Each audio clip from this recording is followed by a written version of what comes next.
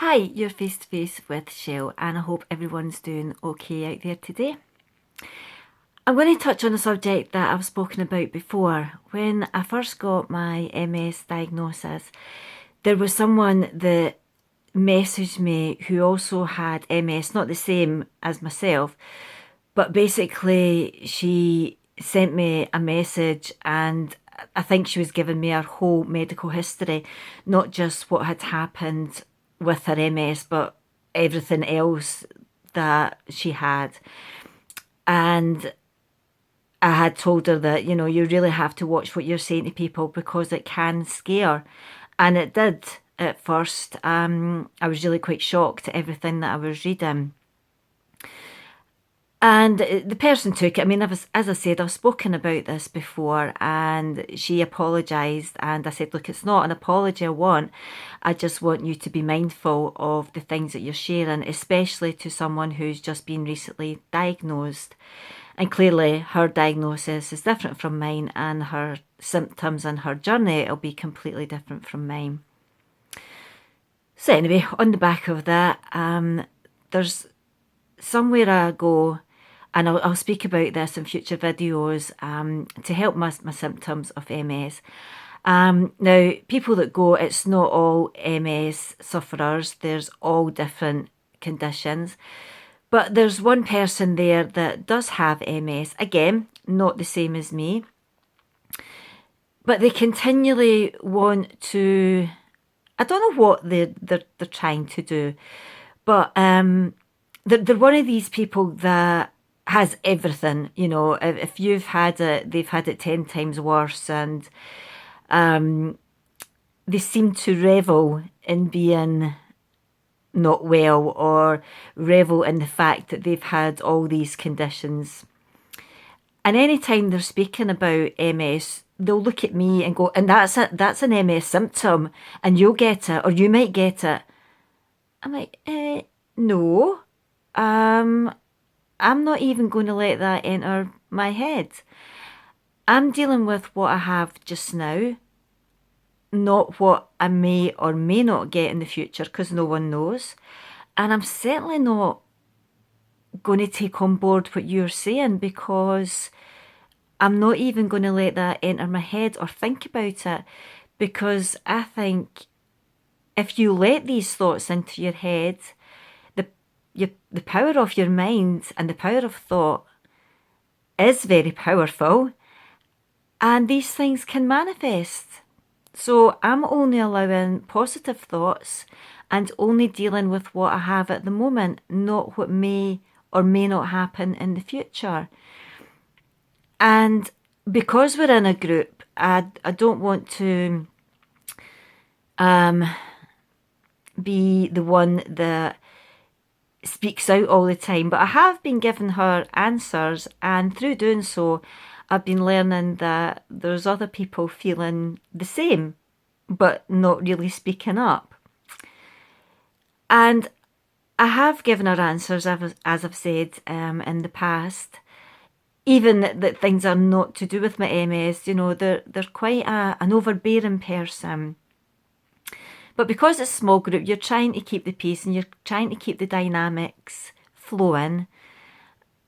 However, it's getting to a point now where it's really irritating, and the person done it just very recently, and it was something that somebody was talking about. It must have been about brushing teeth or something. And then this person came out with, yes, because people with MS, and she looked straight over at me, can't floss their teeth. We have problems with it. I have no problems at all with my hands. It's my leg, or legs, mostly my left leg, and my back gets very sore, and my hands are fine. Okay, I do have a claw hand, but I do actually manage to do things.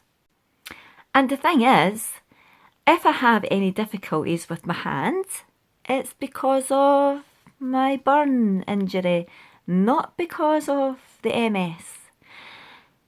Now, MS affects everyone differently because it depends where the lesions are and that then depends on which part of the body it affects. Do you know that way you just get so exasperated with people? And this person's someone who, when you go to speak, they either overtalk you or they just turn their back. So when I had says, look, I'm not letting that enter my head at all about, not being able to floss. I'm not taking anybody's symptoms on top of what I've got, because that's what's happening to you, not me. They just totally ignored what I was saying and just turned around. I thought, okay, right. The next time you do this to me, and it'll probably have to be in front of people, which I don't like, but I will have to have a word and say, look, you really have to stop this. You really have to stop putting what you're going through on someone else. If someone asks for advice or says, look, this is happening to me, how did you cope? Completely different. Just like it is when I first had my burn injury. Now, there was no one else to speak to. There was no one else that had had a burn, except in the burns unit, as severe as mine. So when I got out, there was no one to talk to, and there was nothing at all like what there is today of help, counselling, advice. So my family, friends and myself just had to muddle through. But there is help now.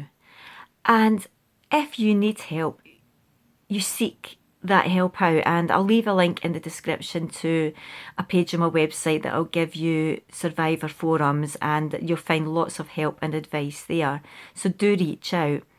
But my point here is that there is no way that if I met someone who was newly burned, there is no way I would tell them the horrors that I went through, because that's my journey, not this other person's journey. And theirs will be completely different. They will heal differently. Things have moved on so much since I was first burned. So it's like, you have to be very, very careful and very mindful about what you're saying to people. And this is in all walks of life, whatever you have gone through. We have to be mindful about what we're sharing. We want to help others, but certainly, we do not want to scare others. And I think what this person needs to do is be mindful of this. And I know she's been spoken to before about the people who run the group where I'm going. And I know she's been told, look, you're not a medical practitioner, so please stop telling people things that aren't true. And it's not stopped her. So I'm not sure if I have a word that will stop her, but do you know what? You never know. Thank you so much for watching, and a massive shout out to my subscribers. And if you haven't already, it would be great, if you could subscribe. Don't forget to hit that notification bell so you don't miss out on any videos. Also be great if you give me a like, a thumbs up and a share. Remember, I do have a website and I'll leave a link in the description. You can head over there. You will find lots more information, help and advice. Thank you so much for watching.